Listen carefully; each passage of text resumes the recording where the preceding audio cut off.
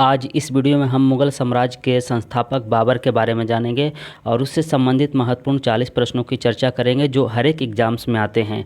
अगर आपने अभी तक मेरे चैनल को सब्सक्राइब नहीं किया तो प्लीज़ इसे सब्सक्राइब कर लीजिए और बेल नोटिफिकेशन का बटन दबा करके ऑल कर दीजिए ताकि मेरे आने वाले हर वीडियो का अपडेट आपको मिलता रहे। चलिए हम जानते हैं मुग़ल साम्राज्य के बारे में। तो आपको बता दूँ कि मुग़ल साम्राज्य का जो उत्थान हुआ था वो हुआ था 1526 ईस्वी में।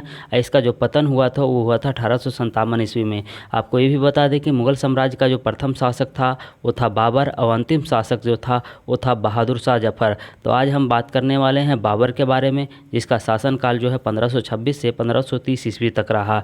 चलिए हम प्रश्न की तरफ चलते हैं। आपका जो पहला प्रश्न करा कि भारत में मुग़ल वंश की स्थापना जो है कब हुई थी, तो हुई थी 1526 ईस्वी में, बाबर के द्वारा किया गया था। उसके बाद दूसरा जो प्रश्न करा कि मुग़ल वंश का प्रथम शासक कौन था, तो वो था जहरुद्दीन मोहम्मद बाबर, जो इसका वास्तविक और पूरा नाम है। उसका तीसरा जो प्रश्न करा है जहरुद्दीन मोहम्मद बाबर कौन था, तो था तुर्क और सुन्नी मुसलमान था। उसका चौथा जो प्रश्न करा कि बाबर ने किसे विस्थापित कर भारत में मुग़ल सत्ता की स्थापना की थी, तो की थी अफ़गानों को जो है 1526 ईस्वी में विस्थापित करके। चलिए उसके बाद पाँचवा प्रश्न की तरफ चलते हैं।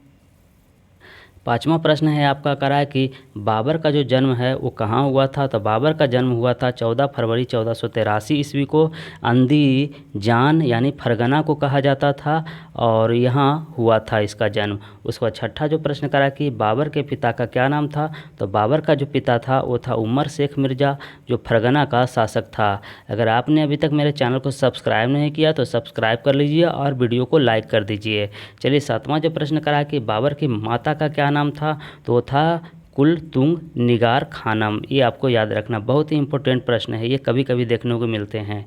उसके बाद आठवां जो प्रश्न करा कि बाबर फरगना की गद्दी पर कब बैठा था, तब बाबर जो है 11 वर्ष की अवस्था में 8 जून 1494 ईस्वी को जो है फरगना की गद्दी पर बैठा था।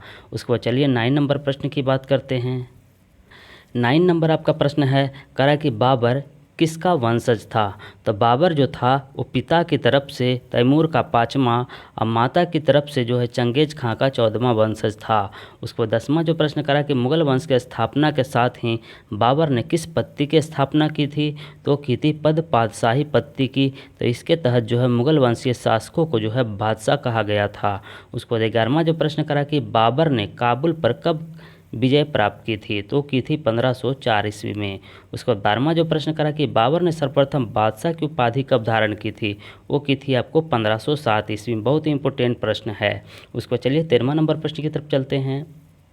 13वां नंबर आपका प्रश्न है करा कि बाबर के परिवार में कौन कौन थे, तो बाबर के जो परिवार में थे मुख्यतः उसके पुत्रों में हुमायूं, कमरान, अस्करी और हिंदाल, और पुत्री की बात करें तो पुत्री गुलबदन बेगम थी। उसके बाद 14वां जो प्रश्न करा है कि बाबर ने भारत पर कितने बार आक्रमण किया था, तो बाबर ने भारत पर 5 बार आक्रमण किया था। उसको 15वां प्रश्न करा कि भारत में बाबर का प्रथम आक्रमण जो है किसके विरुद्ध था, तो भारत पर जो है बाबर ने 1519 ईस्वी में यूसुफजाई जातियों के विरुद्ध जो है प्रथम आक्रमण किया था।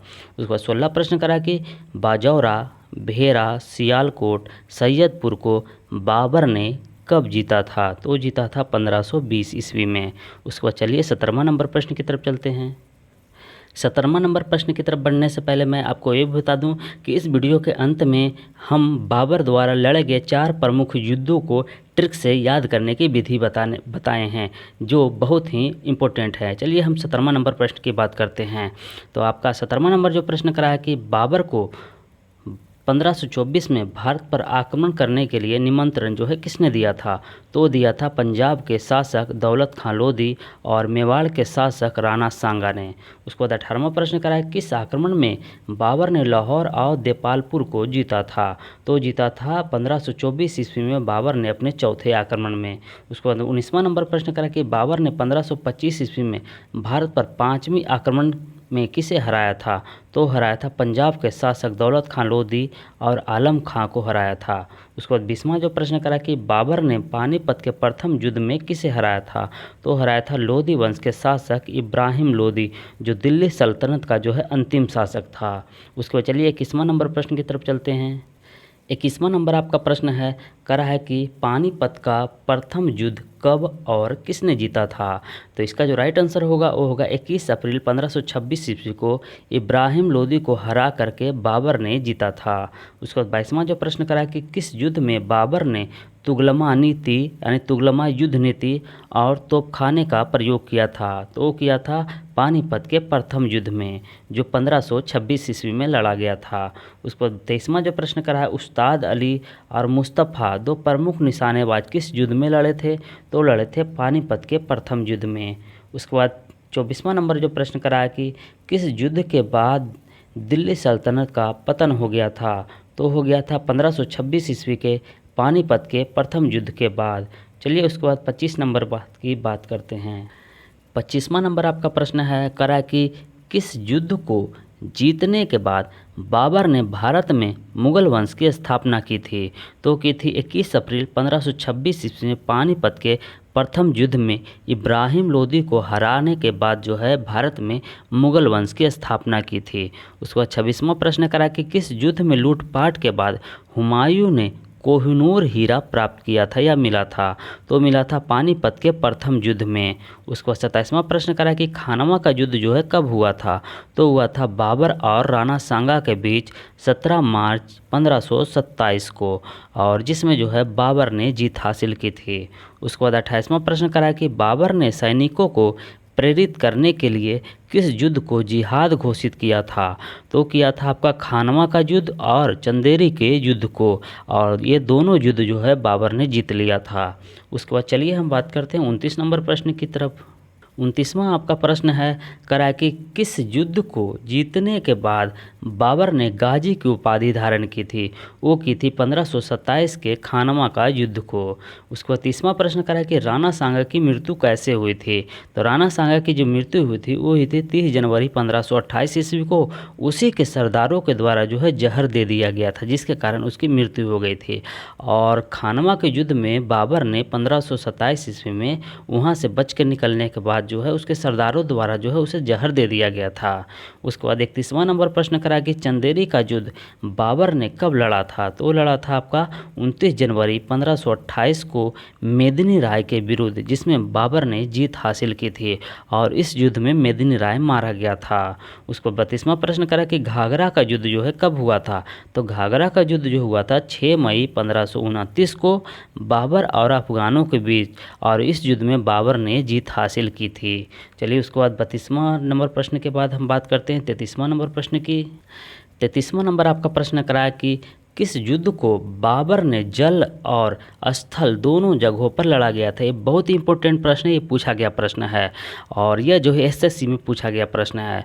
और इसका जो राइट आंसर होगा वो होगा 1529 ईस्वी के घाघरा का युद्ध, जो हुआ था आपको राणा सांगा के बीच। चलिए ये हुआ था अफगानों के बीच में। उसके बाद आपका 34वां नंबर जो प्रश्न करा कि घाघरा के युद्ध में अफगानों का जो है नेतृत्व किसने किया था और कौन कर रहा था।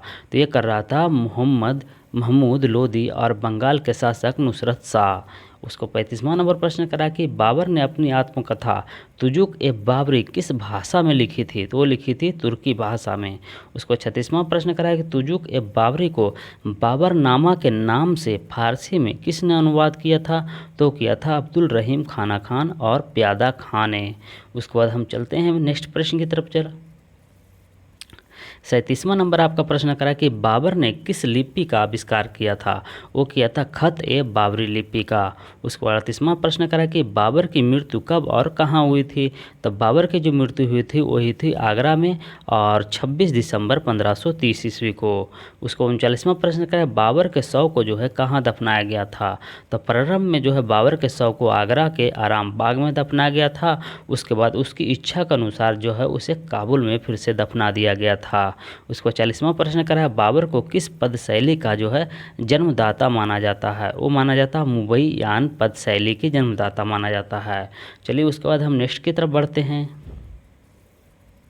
आगे हम बात करेंगे कि बाबर द्वारा लड़ा गया प्रसिद्ध युद्ध, जो बाबर ने 4 प्रसिद्ध युद्ध लड़े हैं, उसे ट्रिक के माध्यम से हम कैसे याद करेंगे। तो ट्रिक है आपका कि बाबर द्वारा जो 4 युद्ध लड़े गए हैं उसमें पानी पिया, खाना खाया, चांद देखा और घर गया। यानी पानी पिया कहने मतलब पानीपत का जो है प्रथम युद्ध। तो पानीपत का जो प्रथम युद्ध है वो लड़ा गया था आपको 21 अप्रैल 1526 ईस्वी को। और इसमें जो है बाबर और इब्राहिम लोदी के बीच हुआ था। और इसमें कौन जीता था? तो जीता था बाबर ने। तो इससे हो गया पानी पिया और पानी पिया, तो पानीपत हो गया और इसमें बाबर जीता था और इब्राहिम लोदी था। उसका दूसरा करा खाना खाया, तो खाना खाया यानी खानवा का युद्ध हुआ गया। तो जो हुआ था 17 मार्च 1527 ईस्वी को। और इसमें बाबर और राणा सांगा के बीच लड़ा गया था और इसमें बाबर ने जीत हासिल की थी। उसके बाद चांद देखा, तो चांद देखा यानी चंदेरी का युद्ध हो गया था। और यह जो है 29 जनवरी 1528 ईस्वी को लड़ा गया था बाबर और मेदिनी राय के बीच, और इसमें भी बाबर ने जीत हासिल की थी। उसके बाद आपका घर गया, तो घर गया यानी घाघरा का युद्ध हो गया आपका 6 मई 1529 ईस्वी को लड़ा गया और बाबर और अफगानों के बीच में, और इसमें भी बाबर ने जीत हासिल की थी। आपको ये भी बता दे कि ये युद्ध लड़ा गया था जो सीरियल क्रम में है प्रत्येक वर्ष, यानी पानी पिया 26, खाना खाया 27, चंदेरी यानी 28 और घाघरा यानी 29, और ये सभी में बाबर था और बाबर ने जीत हासिल की थी। यानी इब्राहिम लोदी, राणा सांगा, मेदिनी अफगानों के विरुद्ध। तो ये है आपका ट्रिक, यानी पानी पिया, खाना खाया, चांद देखा, घर गया। ये इसको याद रख सकते हैं, यानी 26, 27, 28, 29 इस तरह से।